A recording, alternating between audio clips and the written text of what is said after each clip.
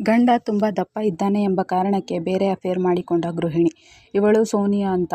ಸೋನಿಯಾಗೆ ಮದುವೆಯಾಗಿದ್ದರೂ ಬೇರೆ ಪುರುಷನ ಹತ್ತಿರ ಹೋಗಿ ನೀನು ತುಂಬ ಫಿಟ್ ಆಗಿದ್ದೀಯಾ ಅಂತ ಹೇಳುತ್ತಾ ಅವನ ಜೊತೆ ಸ್ವರ್ಗ ಸುಖ ಕಾಣುತ್ತಾಳೆ. ಕತೆ ಈಗ ಫ್ಲ್ಯಾಶ್ ಬ್ಯಾಕ್ಗೆ ಹೋಗುತ್ತದೆ. ಇವನು ಮಹೇಂದ್ರ ಅಂತ. ಮಹೇಂದ್ರ ತುಂಬಾ ದಪ್ಪವಾಗಿದ್ದು ಅವನು ಚೆನ್ನಾಗಿ ಸಾಂಗ್ ಆಡುತ್ತಾನೆ ಅಂತ ಸೋನಿಯಾ ಅವನನ್ನು ಇಷ್ಟಪಟ್ಟು ಅವನನ್ನೇ ಮದುವೆಗೆ ಆಗುವುದಾಗಿ ಮಹೇಂದ್ರನ ತಾಯಿ ಮಮತಾಗೆ ಹೋಗಿ ಹೇಳುತ್ತಾಳೆ.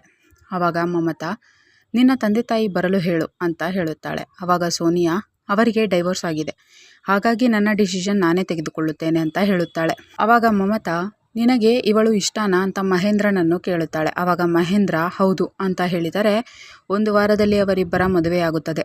ನಂತರ ತಮ್ಮ ಫಸ್ಟ್ ನೈಟ್ ದಿನ ಮಹೇಂದ್ರ, ನಾನು ಇಷ್ಟು ದಪ್ಪವಿದ್ದರೂ ನೀನು ನನ್ನನ್ನು ನಿಜವಾಗಿಯೂ ಲವ್ ಮಾಡುತ್ತಿದ್ದೀಯಾ ಅಂತ ಕೇಳುತ್ತಾನೆ. ಆವಾಗ ಸೋನಿಯಾ, ಹೌದು, ನೀನು ಹೇಗಿದ್ದರೂ ನನಗೆ ಇಷ್ಟ ಅಂತ ಹೇಳಿದರೆ ಖುಷಿಯಾದ ಮಹೇಂದ್ರ ಅವಳ ಜೊತೆ ಸ್ವರ್ಗ ಸುಖ ಕಾಣುತ್ತಾನೆ.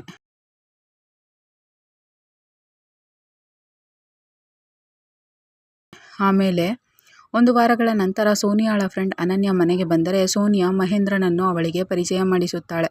ನಂತರ ಮಹೇಂದ್ರ ಒಳಗಡೆ ಹೋದರೆ ಅನನ್ಯ, ನೀನಿಷ್ಟು ಸುಂದರವಾಗಿದ್ದು ಇಂತಹ ದಪ್ಪ ವ್ಯಕ್ತಿಯನ್ನು ಮದುವೆಯಾಗಿದ್ದೀಯಲ್ಲ, ಹೊರಗಡೆ ಸುತ್ತಾಡುವಾಗ ನಿನಗೆ ಎಷ್ಟು ಅವಮಾನವಾಗುತ್ತದೆ ನಿನಗೆ ಗೊತ್ತಾ ಅಂತ ಬೈದು ಹೋಗುತ್ತಾಳೆ.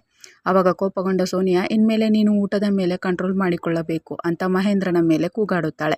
ಮರುದಿನ ಮುಂಬೈಗೆ ಹೋಗಿದ್ದಂತಹ ಮಹೇಂದ್ರನ ತಮ್ಮ ಕಾರ್ತಿಕ್ ಮನೆಗೆ ವಾಪಸ್ ಬರುತ್ತಾನೆ. ಕಾರ್ತಿಕ್ ತುಂಬ ಫಿಟ್ ಆಗಿದ್ದು ಆವಾಗ ಅವನನ್ನು ನೋಡಿದಂತಹ ಸೋನಿಯಾ ಅವನಿಗೆ ಫಿದಾ ಆಗಿ, ನೀನು ನಿನ್ನ ರೂಮಿಗೆ ಹೋಗು, ನಾನು ನಿನಗೆ ಟೀ ಮಾಡಿಕೊಂಡು ಬರುತ್ತೇನೆ ಅಂತ ಹೇಳುತ್ತಾಳೆ. ಆವಾಗ ಕಾರ್ತಿಕ್, ನಾನು ಡಯಟ್ ಮೇಂಟೈನ್ ಮಾಡುತ್ತೇನೆ, ಟೀ ಕುಡಿಯಲ್ಲ ಅಂತ ಹೇಳುತ್ತಾನೆ. ಆವಾಗ ಸೋನಿಯಾ ತಮ್ಮನಿಗೆ ತನ್ನ ಫಿಟ್ನೆಸ್ ಬಗ್ಗೆ ಎಷ್ಟೆಲ್ಲ ಕಾಳಜಿ ಇದೆ, ಆದರೆ ಅಣ್ಣ ಇದರ ತದ್ವಿರುದ್ಧ ಇದ್ದಾನಲ್ಲ ಅಂತ ಅಂದುಕೊಳ್ಳುತ್ತಾಳೆ. ನಂತರ ನೈಟ್ ಊಟದಲ್ಲಿಯೂ ಕೂಡ ಕಾರ್ತಿಕ್ ಫ್ಯಾಟ್ ಇದ್ದಂತಹ ವಸ್ತುಗಳನ್ನು ತಿನ್ನಲು ನಿರಾಕರಿಸಿದರೆ ಮಹೇಂದ್ರ ಅವನ ಪಾಲಿನ ಊಟ ಕೂಡ ತಾನೇ ಮಾಡಲು ನೋಡುತ್ತಾನೆ. ಆವಾಗ ಕೋಪಗೊಂಡ ಸೋನಿಯಾ, ಇನ್ಮೇಲೆ ನೀವು ಡಯಟ್ ಮೇಂಟೈನ್ ಮಾಡಲೇಬೇಕು ಅಂತ ಮಹೇಂದ್ರನ ಊಟವನ್ನೆಲ್ಲ ಕಸಿದುಕೊಂಡು ಇವರನ್ನು ನಿಮ್ಮ ಥರ ಹೇಗೆ ಮಾಡುವುದು ಅಂತ ಕಾರ್ತಿಕ್ನನ್ನು ಕೇಳುತ್ತಾಳೆ. ಆವಾಗ ಕಾರ್ತಿಕ್, ಇನ್ಮೇಲೆ ನಾಳೆಯಿಂದ ನಾವಿಬ್ಬರು ಅಣ್ಣನಿಗೆ ಎಕ್ಸಸೈಸ್ ಮಾಡಿಸೋಣ ಅಂತ ಸೋನಿಯಾಗೆ ಹೇಳಿ ಮರುದಿನದಿಂದಲೇ ಮಹೇಂದ್ರನಿಗೆ ಎಕ್ಸಸೈಸ್ ಮಾಡಿಸಲು ಶುರು ಮಾಡುತ್ತಾರೆ. ಆವಾಗ ಮಹೇಂದ್ರನಿಗೆ ತುಂಬ ಸುಸ್ತಾದರೆ ಮಮತಾ, ಮಹೇಂದ್ರನಿಗೆ ಆಗಲ್ಲ, ಬಿಟ್ಟು ಬಿಡಿ ಅಂತ ಹೇಳುತ್ತಾಳೆ. ನಂತರ ಕಾರ್ತಿಕ್, ನನ್ನ ಟವಲ್ ಎಲ್ಲಿ ಅಂತ ಸೋನಿಯಾಳನ್ನು ಕೇಳಿದರೆ ಸೋನಿಯಾ, ನೀನು ರೂಮಿಗೆ ಹೋಗು, ನಾನು ತೆಗೆದುಕೊಂಡು ಬರುತ್ತೇನೆ ಅಂತ ಹೇಳಿ ಅವನ ರೂಮಿಗೆ ಹೋಗಿ ಅವನ ಬಾಡಿಯನ್ನು ನೋಡಿ ಅವನನ್ನು ಟಚ್ ಮಾಡಲು ಹೋಗುತ್ತಾಳೆ. ಆವಾಗ ಕಾರ್ತಿಕ್ಗೆ ಶಾಕ್ ಆದರೆ ಸೋನಿಯಾ ಹಾಗೆಯೇ ವಾಪಸ್ ಹೋಗುತ್ತಾಳೆ. ನಂತರ ಎಲ್ಲರೂ ಮಹೇಂದ್ರನನ್ನು ಡಾಕ್ಟರ್ ಹತ್ತಿರ ಕರೆದುಕೊಂಡು ಹೊರಟರೆ ಸೋನಿಯಾಳ ಮತ್ತೊಬ್ಬಳು ಫ್ರೆಂಡ್ ಸ್ನೇಹ ಅಲ್ಲಿಗೆ ಬಂದು, ನಿನ್ನ ಗಂಡ ಯಾರು, ಪರಿಚಯ ಮಾಡಿಸು ಅಂತ ಕೇಳುತ್ತಾಳೆ. ಆವಾಗ ಸೋನಿಯಾ ಕಾರ್ತಿಕ್ನನ್ನು ತೋರಿಸಿದರೆ ಸ್ನೇಹ, ನಿನ್ನ ಹಸ್ಬೆಂಡ್ ತುಂಬ ಹ್ಯಾಂಡ್ಸಮ್ ಆಗಿದ್ದಾರೆ ಅಂತ ಹೊಗಳಿ ಹೋಗುತ್ತಾಳೆ. ಆವಾಗ ಶಾಕ್ ಆದ ಮಹೇಂದ್ರ, ಹೀಗೇಕೆ ಮಾಡಿದೆ ಅಂತ ಸೋನಿಯಾಳನ್ನು ಕೇಳಿದರೆ ಸೋನಿಯಾ, ಸ್ನೇಹಾಳ ಗಂಡ ತುಂಬ ಹ್ಯಾಂಡ್ಸಮ್ ಆಗಿದ್ದಾನೆ, ಹಾಗಿರುವಾಗ ನಾನು ನಿನ್ನನ್ನು ತೋರಿಸಿ ಮತ್ತೆ ಅವಮಾನ ಮಾಡಿಸಿಕೊಳ್ಳಬೇಕಾ ಅಂತ ಬೈದು ಹೋಗುತ್ತಾಳೆ. ನಂತರ ಮಹೇಂದ್ರನನ್ನು ಚೆಕಪ್ ಮಾಡಲಾಗಿ ಡಾಕ್ಟರ್, ನಿಮ್ಮ BP ತುಂಬ ಹೈ ಆಗಿದೆ, ಹಾಗೆಯೇ ನಿಮ್ಮ ಕೊಲೆಸ್ಟ್ರಾಲ್ ಕೂಡ ತುಂಬ ಹೆಚ್ಚಾಗಿದೆ, ಇನ್ಮೇಲೆ ನೀವು ಡಯಟ್ ಮಾಡಲೇಬೇಕು ಅಂತ ಹೇಳುತ್ತಾರೆ. ನಂತರ ಸೋನಿಯಾ ಕಾರ್ತಿಕ್ ಹತ್ತಿರ ಹೋದರೆ ಕಾರ್ತಿಕ್, ನೀವೇಕೆ ಇವತ್ತು ನಿಮ್ಮ ಫ್ರೆಂಡ್ ಮುಂದೆ ನನ್ನನ್ನು ಗಂಡ ಅಂತ ತೋರಿಸಿದಿರಿ ಅಂತ ಕೇಳುತ್ತಾನೆ.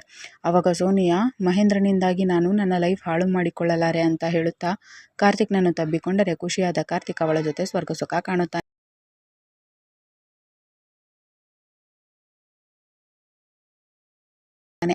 ಕತೆ ಈಗ ವಾಸ್ತವಕ್ಕೆ ಬರುತ್ತದೆ.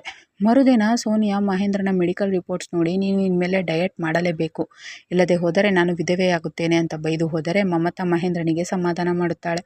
ನಂತರ ಕಾರ್ತಿಕ್ ತನ್ನ ರೂಮಿನಲ್ಲಿ ಡ್ರಗ್ಸ್ ತೆಗೆದುಕೊಳ್ಳುತ್ತಿದ್ದರೆ ಸೋನಿಯಾ ಅಲ್ಲಿಗೆ ಹೋಗುತ್ತಾಳೆ. ಆವಾಗ ಕಾರ್ತಿಕ್, ಕೂಡಲೇ ನನಗೆ 50,000 ಹಣ ಬೇಕು, ಇಲ್ಲದಿದ್ದರೆ ನೆನೆಯ ನಮ್ಮ ವಿಡಿಯೋ ಅಣ್ಣನಿಗೆ ತೋರಿಸುತ್ತೇನೆ ಅಂತ ಸೋನಿಯಾಳನ್ನು ಹೆದರಿಸುತ್ತಾನೆ.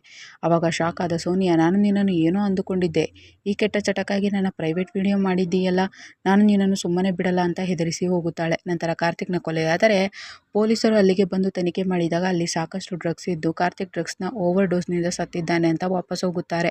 ನಂತರ ಸೋನಿಯಾ, ಇನ್ಮೇಲೆ ನೀನು ನಾನು ಹೇಳಿದ ಹಾಗೆ ಕೇಳಬೇಕು, ಇಲ್ಲದೆ ಹೋದರೆ ನಾನು ನಿನ್ನನ್ನು ಬಿಟ್ಟು ಹೋಗುತ್ತೇನೆ ಅಂತ ಮಹೇಂದ್ರನಿಗೆ ಹೇಳುತ್ತಾ ಕ್ಲಿನಿಕ್ಗೆ ಹೋಗುವುದಾಗಿ ತಿಳಿಸುತ್ತಾಳೆ. ಆವಾಗ ಮಹೇಂದ್ರ ಆಯ್ತು ಅಂತ ಹೇಳಿ ಅವಳ ಜೊತೆ ಕ್ಲಿನಿಕ್ಗೆ ಹೋದರೆ ಸೋನಿಯಾ, ಹೇಗಾದರೂ ಮಾಡಿ ಇವರ ಬೊಜ್ಜು ಕರಗಿಸಿ ಅಂತ ಡಾಕ್ಟರ್ಗೆ ಹೇಳುತ್ತಾಳೆ. ಆವಾಗ ಡಾಕ್ಟರ್, ಅದು ಒಮ್ಮೆಲೆ ಸಾಧ್ಯವಿಲ್ಲ, ಅದರಲ್ಲಿ ಪ್ರಾಣ ಕೂಡ ಹೋಗಬಹುದು ಅಂತ ಹೇಳುತ್ತಾರೆ. ಆವಾಗ ಸೋನಿಯಾ, ಪ್ರಾಣ ಹೋದರೆ ಹೋಗಲಿ, ಇವನಿಂದ ನನಗೆ ಮುಕ್ತಿ ಶಾಂತಿಯಾದರೂ ಸಿಗುತ್ತದೆ ಅಂತ ಹೇಳುತ್ತಾಳೆ. ಆವಾಗ ಅದನ್ನೆಲ್ಲ ಕೇಳಿಸಿಕೊಂಡ ಮಹೇಂದ್ರ ಕೋಪಗೊಂಡು ವಾಪಸ್ ಮನೆಗೆ ಹೋಗಿ ಸೋನಿಯಾಳನ್ನು ಕತ್ತು ಹಿಸುಕಿ ಸಾಯಿಸುತ್ತಾನೆ. ನಂತರ ಅಲ್ಲಿಗೆ ಬಂದ ಪೊಲೀಸರು ಸೋನಿಯಾಳನ್ನು ಏಕೆ ಕೊಲೆ ಮಾಡಿದೆ ಅಂತ ಮಹೇಂದ್ರನನ್ನು ಕೇಳುತ್ತಾರೆ. ಆವಾಗ ಮಹೇಂದ್ರ ಕಾರ್ತಿಕ್ ಹಾಗೂ ಸೋನಿಯಾಗೂ ಅನೈತಿಕ ಸಂಬಂಧವಿತ್ತು, ಹಾಗಾಗಿ ಆ ವಿಷಯ ತಿಳಿದ ನಾನೇ ಅವರಿಬ್ಬರನ್ನು ಸಾಯಿಸಿಬಿಟ್ಟೆ ಅಂತ ಪೊಲೀಸರಿಗೆ ಹೇಳಿದರೆ ಕೊನೆಗೆ ಪೊಲೀಸರು ಮಹೇಂದ್ರನನ್ನು ಅರೆಸ್ಟ್ ಮಾಡುತ್ತಾರೆ. ಕತೆ ಇಲ್ಲಿಗೆ ಮುಗಿಯುತ್ತದೆ. ಈ ವಿಡಿಯೋವನ್ನು ಪೂರ್ತಿ ನೋಡಲು ಶಿಮಾರು ಟಿವಿ ಎಂಬ ಯೂಟ್ಯೂಬ್ ಚಾನಲ್ನಲ್ಲಿ ಮೋಟಾಪತಿ ಎಂದು ಹುಡುಕಿ ನೋಡಬಹುದು.